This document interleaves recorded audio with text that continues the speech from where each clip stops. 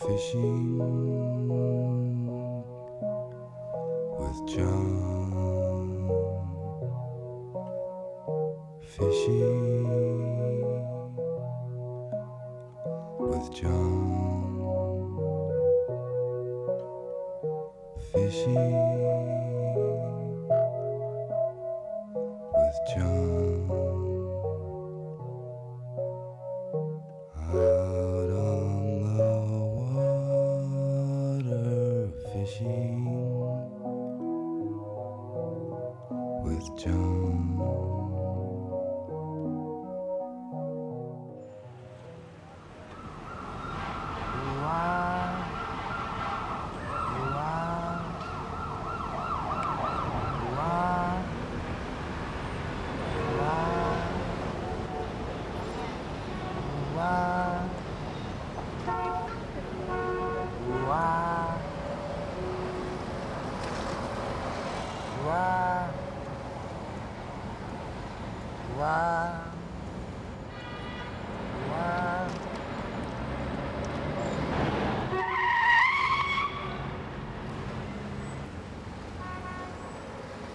Manhattan, June 27th.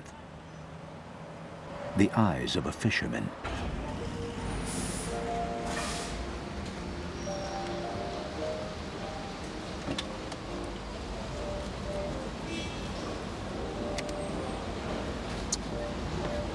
How you doing? Going fishing? Yes.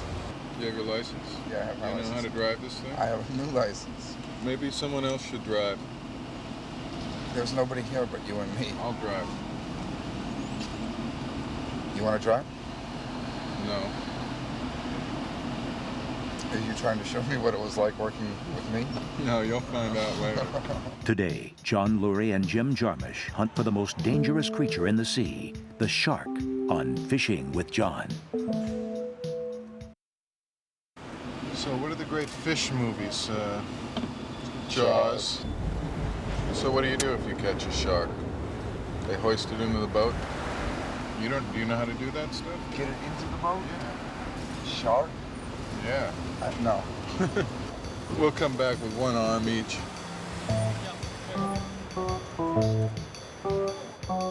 Well, what'd you catch before when you went shark fishing? We caught a shark. We caught like a 10, 11-foot blue shark. Really? 11 feet? Maybe 10. Would you like to see my penis? Montauk, situated at the tip of Long Island, is 3.5 hours from Manhattan. What do you want to eat tomorrow? Fruit. Just Fish. You said it was not cool to eat fish while fishing? Well, if you just Bad karma or what? No, if you're chumming, you know, if you throw tons of dead fish into the water, Yeah. it tends to make your stomach a little bit. Oh, it does? So what do you eat then? What are you gonna roast eat? beef. I'm gonna have roast beef and a beer. I don't eat roast beef. Yeah. The shark reigns over his underworld kingdom. It is highest in the ocean food chain. He has no predator except man.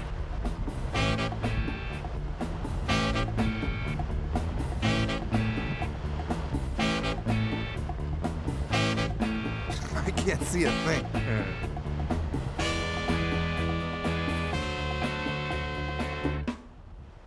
Shark Drive!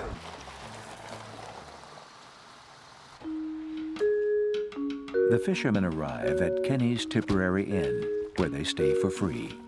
They prepare for a good night's sleep.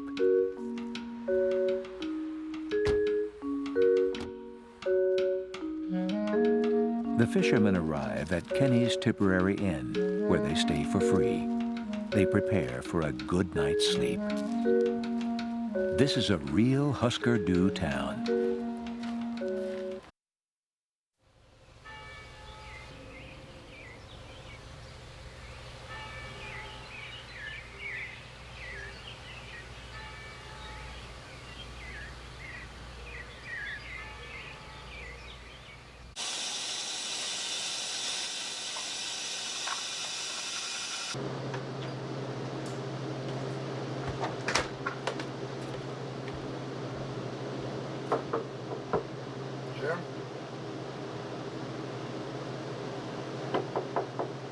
Jim? 5 a.m., Montauk. Life begins early in this Atlantic coast town. The fishermen wake up excited to be alive. They hope for good weather and good luck. Both fishermen are covered with sores and boners.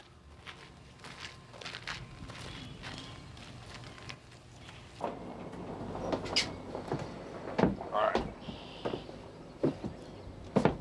Good morning, Captain Barry.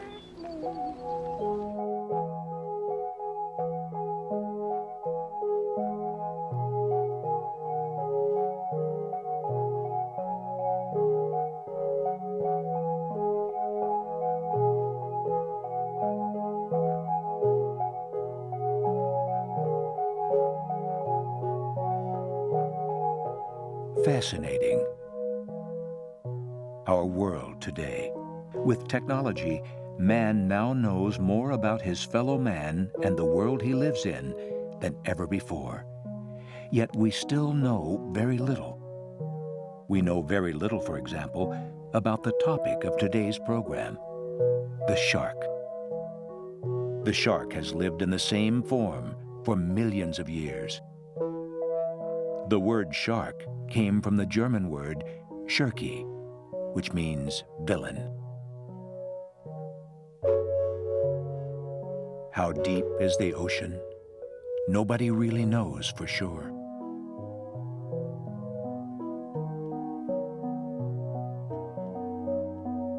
Today's program and fishing adventure should prove to be fun, but it could also prove to be very, very dangerous. The shark has made fatal attacks on humans in every ocean of the world. There are 27 man-eating species of sharks. When it comes to the shark, man is on his menu. It's a wonderful world we live in. Now, pull. Reel. Reel. Then when we catch the shark, the thing is to never let slack on the line. So it's always, ever. it's really, you know.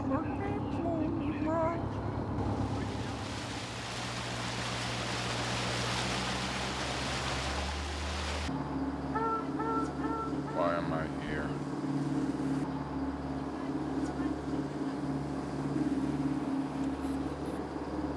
Wow, whales, basking shark. Huh? Whales and basking But a shark. basking shark could knock the boat over. Really? I think. Before fishing for shark, they must first stop and catch bluefish for bait. Bluefish swim close to shore and travel in large schools.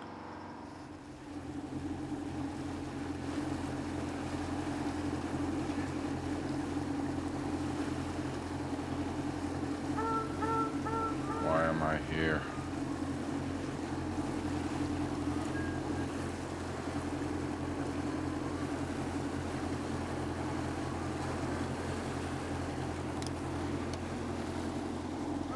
Wait. Got him. Both fishermen hook in the bluefish almost immediately. The action is fast and furious. So Jim, when you gotta move the wire so that it doesn't all bunch up in one spot, What do you mean? so that when you're reeling in, you gotta just push it with Oh, your I see. thumb once in a while. Damn.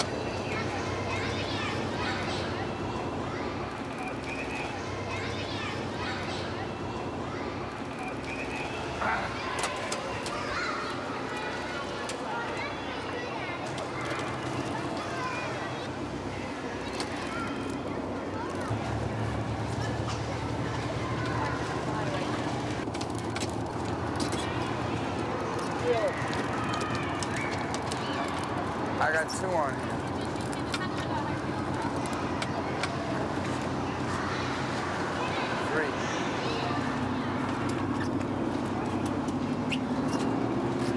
Whoa.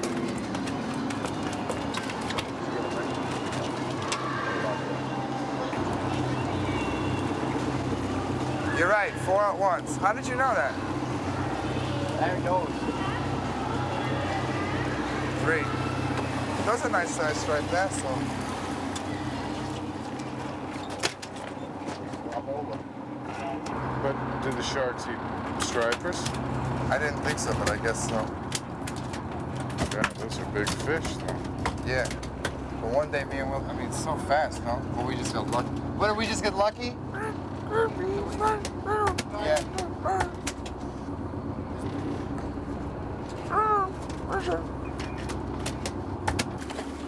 The bluefish are kept alive in this well. They will be used later on as bait. They must now travel 3 hours to the home of the shark. They were jumping in the boat, man. Yeah, I know. It's kind of sick, actually, when they're really all over the place. I kind of feel funny about it, Yeah? fishing. Like this, a little immoral. Well, yeah, no, I mean, it's just kind of, you see them, these beautiful fish coming out, Oh. blood all over the floor. We wouldn't get to see them otherwise. I know, well, that's only one part of me thinks feels that way. I have the same thing.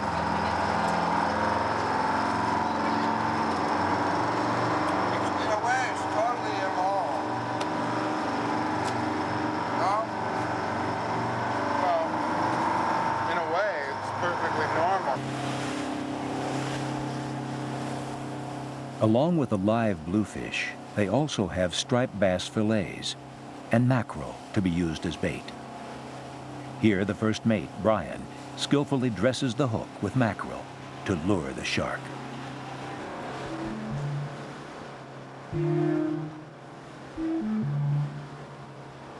The fishermen try to relax and prepare for the task at hand.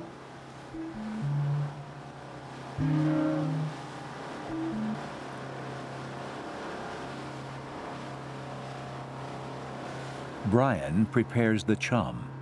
Chum consists mostly of dead fish pressed into a block. When put in the water, it gives off a pungent odor that attracts the shark, who has a keen sense of smell. When they find a likely place for the shark, Brian lowers the chum bucket into the water. The chum immediately attracts birds.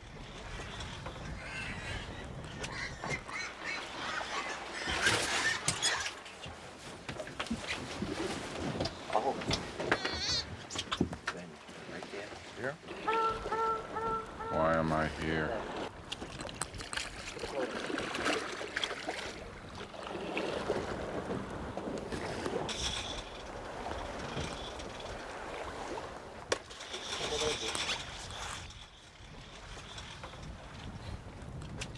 Isn't this fun?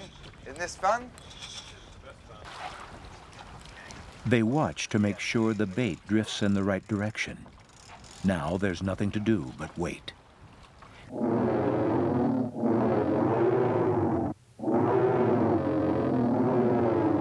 In the ocean? Well, it's like a little, like where this water was feeding into the ocean. It was just like near a bridge near the highway, and I used to fish and catch flounder, and used to catch really a lot of flounder. But one day, I was fishing all alone, and I caught this fish. It was like really stronger than any of the flounder had been. The flounder don't really fight.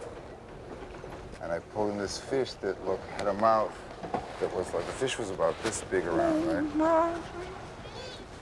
It was a flounder? No, fish was this big around. It was the ugliest thing I've ever seen in my life. And its mouth was like this, and it had all these really sharp teeth, and had a thing, like one wire kind of thing hanging over its head. Yeah. And it was all spikes, and it was just horrifying. It was making a noise like, oh, I'm serious. And I just cut the line and left it on the ground there and ran home, you know, because I was sure that I had caught the devil or something. Sounds like it. But I think it was a monkfish. You could actually eat it.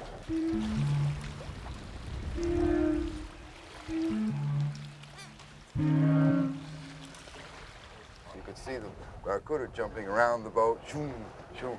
And after a while, it sort of subsided, and the guy went and was putting another mullet on the line when he heard this crash in the back of the boat, and he turned around, and what had happened was that the barracuda had jumped out of the water and hit the guy right where he had his colostomy.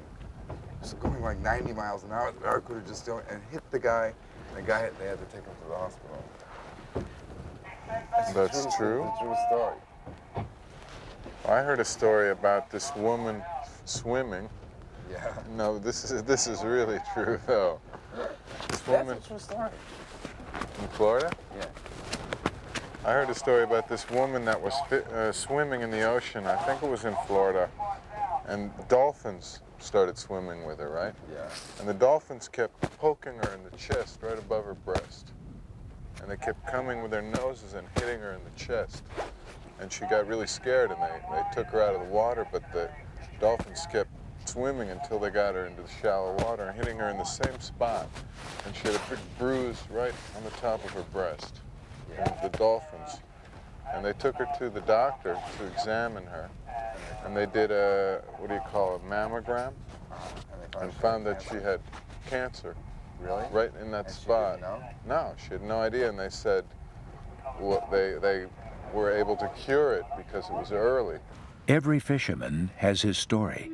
The amazing thing about Jim's story is that the dolphins knew that the woman wasn't aware that she had cancer. 3 hours have passed. The fishermen try a new approach. Just hold the cheese down near the water. Yeah, I will. All right.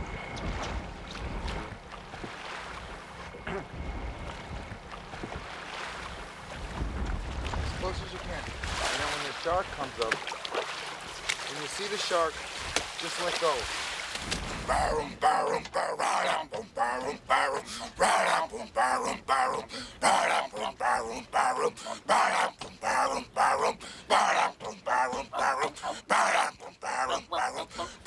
Strain and exhaustion have begun to take their toll.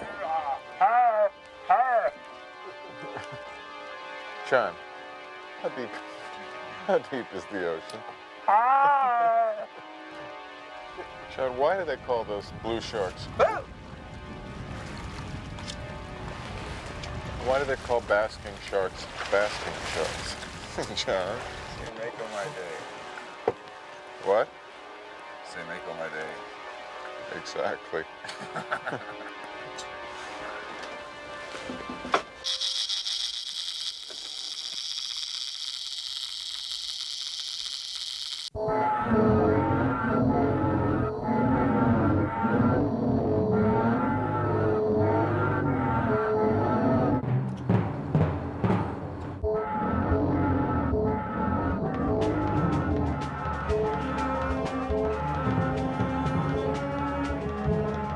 A giant blue shark has taken the bait and is ripping through the water.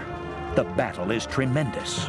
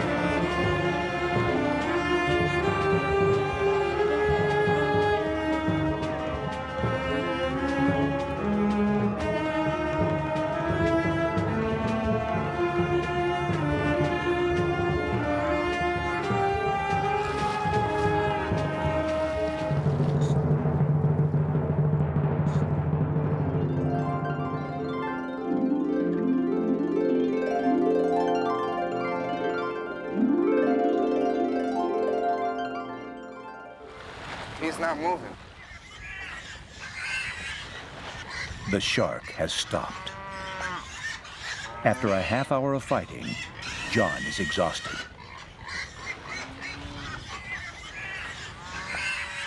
Now is the time to switch rods. This is a very dangerous moment. The shark has either exhausted himself or is preparing for a new surge. Jim may be dragged into the ocean at any moment. Brian is in a hound's position. Even the birds seem to sense the tension. The shark is deadly still. 20 minutes have passed. I'm not getting anywhere with it now. The shark begins to move. Jim can feel that the shark is now tired and begins to coax it toward the boat. Brian decides against the hound's position.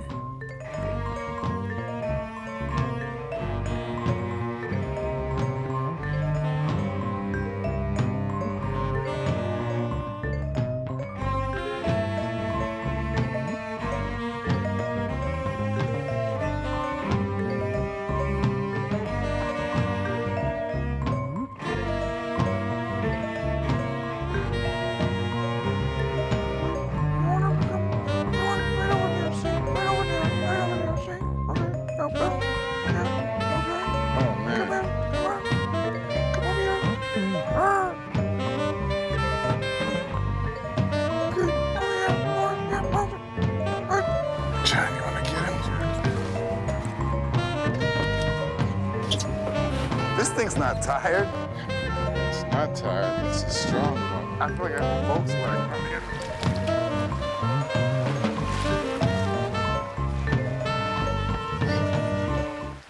Oh my God, look at that.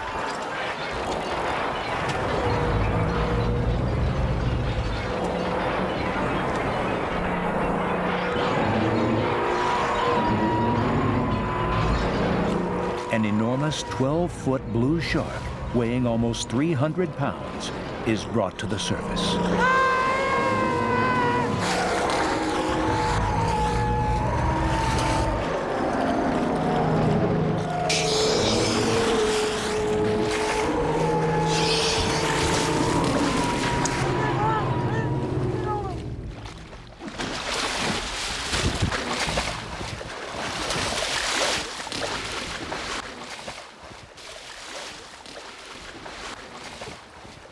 After a heroic battle, the shark is released, unharmed, to return to his underwater kingdom. Fishing with John. Fishing.